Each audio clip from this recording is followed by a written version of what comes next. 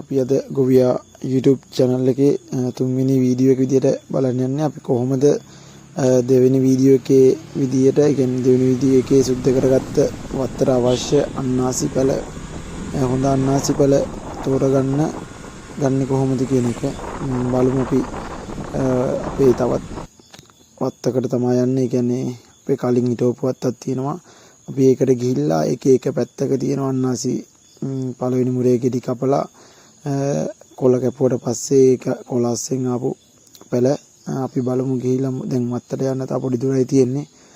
වත්තට ගිහිල්ලා බලමු අපි කොහොමද මේකේ හොඳ පැල තියෙනවද අපිට කඩා ගන්න පුළුවන් පැල කොච්චරක් වගේ ගන්න පුළුවන් වේද කියලා. දැන් අපි වත්තට ඇවිත් ඉන්නේ. මේ තියෙන අපේ අනිත් වත්ත. මේකේ සාමාන්‍යයෙන් අක්කර 9ක් වගේ තියෙනවා. මේකේ සම්පූර්ණයෙන් පැල 40000ක් 50000ක් වගේ දැනට තියෙනවා. අපි දැන් ඇවිත් ඉන්නේ අපේ අර එතන දකුණු පැත්තේ තියෙන කොටසෙන් තමයි අපි මේ අවශ්‍ය පැල ටික ලබා ගන්න හදන්නේ. මෙතන උඩ පැත්තේ තියෙන්නේ මේ තියෙන්නේ ඒ අන්නාසි කොටස. සාමාන්‍යයෙන් මෙතනත් අන්නාසි පැල 15000ක වගේ ප්‍රමාණයක් මේ පැත්තේ තියෙනවා. ඒ කියන්නේ පළවෙනි පාර හිටෙව්වට පස්සේ මේ අවුරුද්දක් ගිහිලා ගෙඩි කපලා ඊට පස්සේ අපි මේවා කොළ කපලා දානවා. කොළ කැපුවට පස්සේ ඒ ගස් අස්සට යූරියා සාමාන්‍යයෙන් අත්තට අහු වෙන ප්‍රමාණය වගේ එක ගහක් අස්සට කොළ ඇතුළට හොඳට යන්න යූරියා දානවා. ඊට පස්සේ තමයි මේ තියෙන්නේ යූරියා දැම්මට පස්සේ ආපු පැල. මේ පැල ඉතින් මාසය එකමාරක් වගේ එනකොට කොළ 18ක් වගේ 16 18 අතර සයිස් එකට හැදෙනවා. ඊට පස්සේ අපිට පුළුවන් සාමාන්‍යයෙන් මේ ගහට පැලයක් ඉතුරු කරලා හෝ පැල දෙකක් ඉතුරු කරලා හෝ අනිත් පැල ටික කඩලා ඉවත් කරගන්න. මේ තියෙන්නේ තනි පැලයක් ආපු එකක්. මේ පැලේ මේ ගහේ නම් එක පැලේ ඇවිත් තියෙන්නේ. ඉතින් අපිට ගහේ පැල කඩා ගන්න බෑ. ඒ ගහට ඒ පැල ඉතුරු ගන්න ඕනේ. මේ අනිත් ගහේ කොහොමත් පැල 4ක් වගේ ඇවිත් තියෙනවා. මේ තියෙන්නේ මේ ඒ වගේ පැල ආපු ගහක්. රතු පාට වෙලා තිබ්බට ඒක රෝග නෙමෙයි. ඒක සාමාන්‍ය තත්ත්වයක්. ගහේ මොකක් හරි පොර ආසාදන අඩුවීමක් නිසා ඇතිවෙච්ච තත්ත්වයක්. අනිත් පැලත් අපි බලමු මේ විදිහට. අනිත් එක මෙහෙමයි. අපේ දැන් මේ වගේ පැලයක් අලුතෙන් හිටවන කෙනෙක් පැල තෝරගද්දී අනිවාර්යයෙන් මෙන්න මේ වගේ වත්තකට ඇවිල්ලා බලන්න ඕනේ. කොහොමද වත්ත තියෙන්නේ? මේ වත්තේ පැල කියන්නේ පාරණ ගස් රතු පාට වෙලා වගේ තියෙනවා නම් ඒ ගස් වල පැල ගන්න එපා. මොකද ඒ පැල හිටෙව්වට ලොකු අස්වැන්නක් නිලා ගන්න හම්බෙන්නේ නැහැ. මේ බොහෝ දුරට ඒව රෝග පැල බවට පත් වෙනවා. මේ තියෙන ගහේ පැල 4ක් වගේ ඇවිත් තියෙනවා.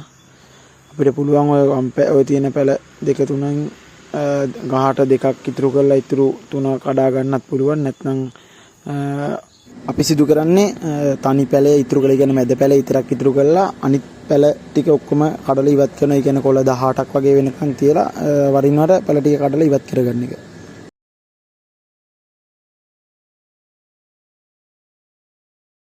තව දෙයක් පැහැදිලි කරන්න ඕනේ.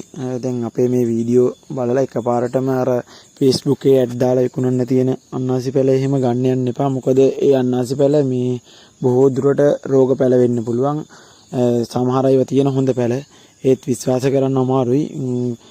අන්නාසි පැලයක් ගන්නවා නම් මේ අපේ වගේ මෙන්න මේ වගේ ඉඩමකට ගිහිල්ලා, ඒ කියන්නේ විකුණන්න තියෙන කෙනෙක්ගේ ඉඩමකට ගිහිල්ලා පැල විකුණන්න තියෙන කෙනෙක්ගේ ඉඩමක තියෙන පැල බලලා එතනදී ඔයාලට තීරණය කරගන්න පුළුවන් මේ පැල මන් මිලදී ගන්නවද නැද්ද කියලා. නැතුව අර සාමාන්‍ය මේ වත්තේ පැල කියලා සමහර කට්ටිය ඒ වත්ත ගාවට වෙනත් රෝග කොටුවල තියෙන පැල ගෙනල්ලා දාලා තියෙනවා. නෑ මේ වත්තෙන් කඩපු පැල කියලා විකුණනවා.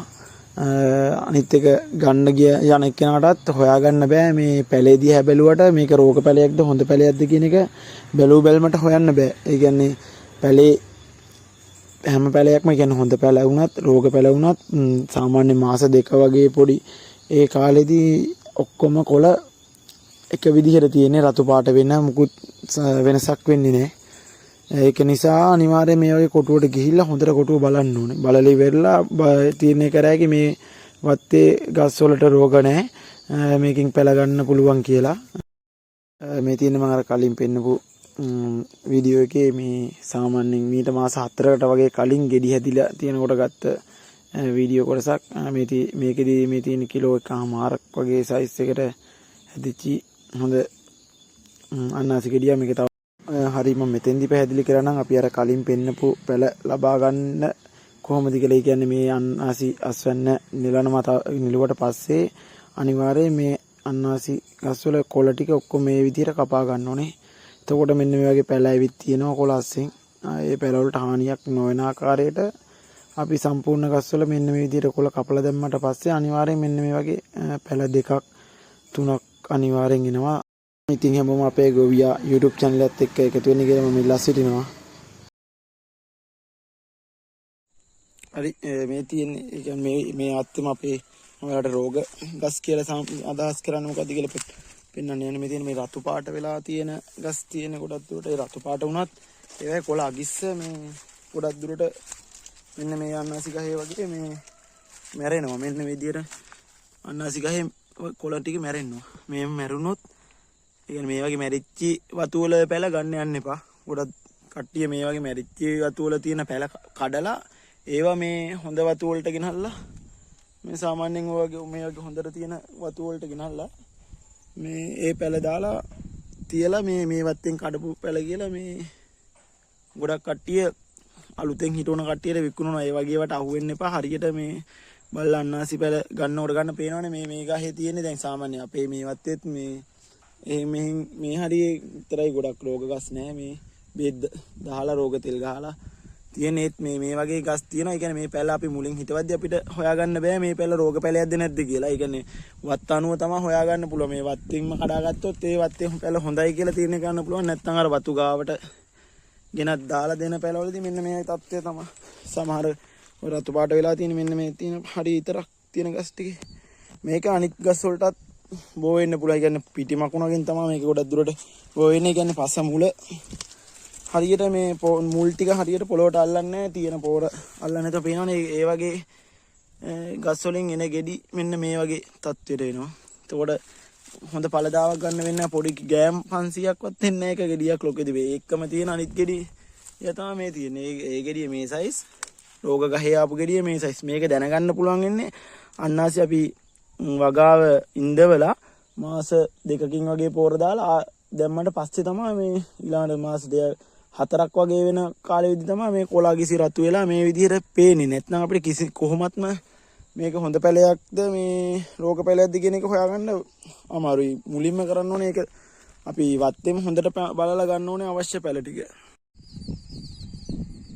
අපේ YouTube channel එකත් එක්ක එකතු වෙන්න මම ඊළඟ වීඩියෝ එකකින් ඔයගලන්ට පෙන්වන්නම් කොහොමද අපි මේ වත්තෙන් කඩාගත්ත පැල තෝරගන්නේ. කියන්නේ කොටස් වලට වෙන් කරගන්නේ සයිස් එක අනුව. ඒ පැල වලට කුමි නාශක සහ දිලීර නාශක යොදා ගන්න කොහොමද සහ නිර අතර කොච්පමණ දුර ප්‍රමාණයක් තියා ගන්න ඕනද පැල හිටවන ආකාරය ඊළඟ වීඩියෝ එකේ මම ඔක්කොම ඔයාලට පැහැදිලි කරලා දාන්නම්. බොහොම ස්තුතියි.